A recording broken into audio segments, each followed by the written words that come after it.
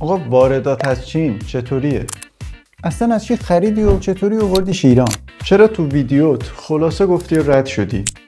اینا سوالاتی بود که بعد ویدیو آخرم شما از من پرسیدید و خب منم همشو جواب میدم. چون خیلیاتون از من پرسیده بودید که واردات چطوری و از کجا شروع کنم، تصمیم گرفتم یه دوره آموزشی ضبط کنم و تو همین پیج براتون بذارم. اما چرا تو ویدیوی قبلی خلاصه گفتم و رد شدم؟ چون نمیخواستم از فضای ولاگی اون ویدیوها دور شیم و به سمت آموزش بریم. اون ویدیو ادامه ولاگ های قبلی بود و اگه می اومدم و به سمت آموزش میبردمش و کامل توضیح میدادم میشد ویدیوی آموزشی و ترجیح دادم دو بخش ویدیوهای جدا جدا باشه، یه بخشش آموزشی و یه بخشش ولاگی. اما هزینه آموزش ها چیه؟ فقط کافیه این پیج و پیج فروشگاهیمون رو فالو کنید، برام کامنت بذارید و لایک کنید. همین.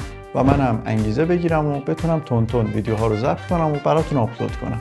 حالا اگه آماده اید که شروع کنیم، زیر همین پست برام کامنت بذارید، پست رو سیو کنید، لایک کنید و هر سوالی داشتید تو کامنت ها ازم بپرسید که در ادامه دوره سوالاتون رو جواب بدم.